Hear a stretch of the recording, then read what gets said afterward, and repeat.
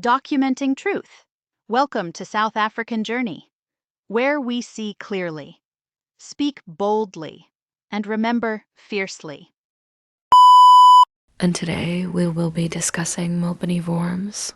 The Mopani mushroom risotto, a culinary encounter in Basra, Netherlands. I was up and about the Netherlands, but it wasn't Amsterdam. Not the canals, bicycles, or red lights. I was somewhere else. Very far, but not so far from Amsterdam. It was Bosrand, a quiet farming town outside Ada, where the air smells of fresh soil and the rhythm of life is slower, more grounded, almost meditative. I wasn't even looking for food, really, just walking off a train of thoughts, nursing, jet lag and philosophical wanderings. But then I saw it, a small, elegant restaurant tucked between the trees and brick buildings, Bosrand Romana. It looked like something from an art film. Wood and glass, clean lines, smoke curling from the chimney. What pulled me in wasn't just the ambience. It was the menu posted on the wall. Second line down. Mopani mushroom risotto. Mopani from back home in Limpopo? I blinked. Read it again. Yes, Mopani, as in Mopani worms, the same delicacy sun-dried on mats in Limpopo, packed into rural markets in black plastic bags, cooked with onion and chili in pots over open flames. That Mopani, in Netherlands, paired with mushroom risotto, an Italian classic. I nearly laughed. I walked in. The place was soft jazz, warm light, fine cutlery. Every table had tiny vases with wild Dutch flowers, the kind of place you'd expect scallops, duck confit, wine with French accents. But here it was, Mopani, dignified, reimagined, global. I had to know. So I asked for the chef, and out came Pierre Van Vuren, a broad-shouldered man with silver hair, an apron dusted with parmesan flakes and sautéed memory. You could tell from the first glance. Afrikaner by heritage, South African by marrow. He smiled when I mentioned the Mopani dish, like an old friend had been spotted in a foreign city. Yes, yeah, Mopani. My heart never left South Africa, he said. No matter how long I live here, you never stop hearing her voice. Piet had emigrated to the Netherlands 15 years ago. First for culinary school, then for marriage, then for the peace this quiet town offered. But his soul never cut ties with the bushveld, the smells of charcoal, the thunder of high-veld rains, or the dishes made by mothers and go-go's with nothing but instinct and fire. He told me his journey, how during lockdown he dove into the research of Dr. Arnold van Huys, the Dutch entomologist who had shaken the world with his case for edible insects. Piet saw it not as novelty, but as confirmation. What African communities had long known was now being stamped by global science. Feet said they write papers about protein, iron, sustainability, but we just called it dinner. He partnered with Van Huys for a short pilot on integrating African insect protein into European haute cuisine. But Piet took it further. He created a dish where Mopani worms were gently roasted in garlic oil, folded into a creamy risotto made from arboreal rice, mixed with wild forest mushrooms, a touch of lemon zest, thyme, and shavings of matured grana padano. Cheese. I wanted the eater to experience something ancestral, even if they didn't know it. It wasn't just a dish. It was a dialogue between continents, between firewood and induction stoves, between hand-harvested worms and Michelin star ambition, between Bosrand and Bush Buckridge. As I ate that risotto, rich, earthy, delicate, unforgettable, I realized something. South Africa never really leaves us. Not the food, not the sounds, not the soul. Even the wealthiest and swankiest man in the world, as you said, pops his eyes back to the motherland. There's a gravitational pull, subtle, sacred, the smell of wood fire stew, the first bite of homegrown flavor, a whisper in your gut that says, this is where you come from. And in that small, exquisite restaurant in a quiet Dutch town, it wasn't just Piet serving food. It was South Africa feeding the world, without shame, without apology, without blinkers. When Dr. Arnold van Huys, one of the world's leading entomologists, speaks of the future of food, he doesn't mention caviar or Wagyu beef. He speaks of insects. And when he points to the gold standard of edible insects, one name rises above. Mopani worms. Yes, our Mopani While Europe builds insect farms and Silicon Valley invents cricket burgers, the people of Southern Africa, who have eaten Mopani for generations, often turn their noses up at it. Why? Because it's black food. Because it's seen as a low-class bushmeal. Because somewhere between colonial indoctrination and urban pretension, we were taught to hate our own nourishment. Let's call it what it is: internalized racism on a plate. Mopani is one of the most nutrient-rich foods on earth. High in protein, iron, healthy fats, and completely sustainable. No factory, no farm, no chemicals.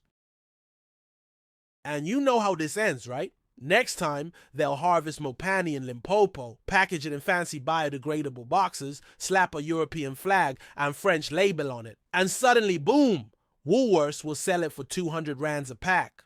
Lifestyle. Influencers will call it a clean protein. Urban elites will post it on Instagram with a wine glass and call it organic luxury. And what will we do?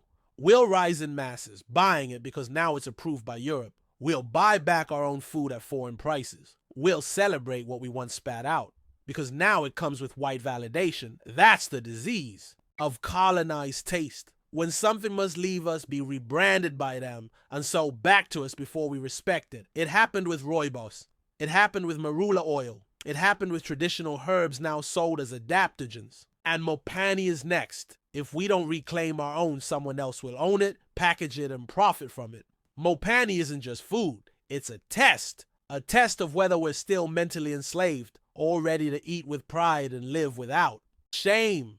Before they export it, eat it with pride. Don't let Europe tell you what's valuable. Reclaim the worm, reclaim your worth. Mopani, ours first, not theirs again. The ingrained mentality, when value has a foreign name, there's a strange disease of the soul that colonization leaves behind. Not in the land, but in the mind. It teaches a man to worship what comes from outside, and suspicion what comes from out within. This is the mentality behind Mopani shame. It is not just about worms, it is about worth and who we believe has the right to assign it. From a young age, many black South Africans are taught indirectly that the good things come from outside. European wine is classier than your uncle's umkombothi. French cheese is elegant, but fermented African milk is dirty. Sushi is exotic, but Mopani is embarrassing. And slowly, this forms a hierarchy of value, where whiteness, foreignness, and distance equal quality, and blackness, ruralness, and local equal shame. This is not accidental.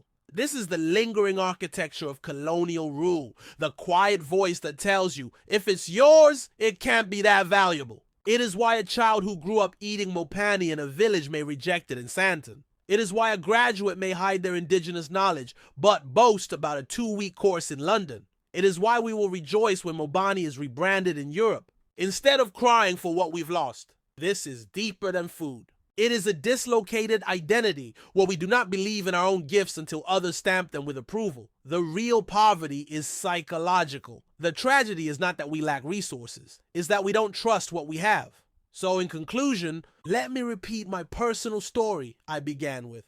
They say one man's trash is another man's gold. It's a cliche, yes, but sometimes cliches carry the weight of ancient wisdom. And nowhere is this truer than in the case of the Mopani worm. What one generation calls poverty food, another calls superfood. Mopani worms is now taking Western Europe by storm. Yes, Europe. That same continent etched into our minds with images of refinement, wine glasses, cobblestone streets, crisp collars, Michelin stars. The Europe we often aspire to imitate. It is that Europe that now whispers the name Mopani with reverence. And that's how I found myself unexpectedly in a moment of culinary awakening in the lowlands of the Netherlands, far from Amsterdam's cosmopolitan chaos, deep in the quiet arms of Bosrand, a farming town. I had no plans to eat. I was just walking, thinking, living lightly, until I stumbled upon a small, almost hidden restaurant called Bosrand Romana. The name intrigued me, but the menu outside the door, that stopped me. Right there, printed between saffron prawns and smoked duck breast, I read, Mopani mushroom risotto. I blinked. Surely not our Mopani. The very one roasted in iron pots back home, sold in black plastic bags at the taxi rank. The worms you hid from city guests and prayed wouldn't be served. When school friends visited the village, yes, that Mopani, now a gourmet delicacy in Europe's culinary cradle. We sat for hours talking memory, how poverty is not in the ingredient but in the perspective, and how Africans hungry for European affirmation will one day pay double for what they used to despise once it's been kissed by a white man's menu. What's missing, Piet said softly, is not taste, it's respect. And he's right, because Mopani was always gold. The science confirms what we always knew. Mopani isn't poor, it's powerful. Piet told me his story, how he emigrated here years ago, but could never shake the call of the motherland. He missed the smells, the wild rains, the unfiltered humanity. So he made a promise to himself. If I must cook for Europe, I will cook Africa into the plates. That's how Mopani mushroom risotto was born.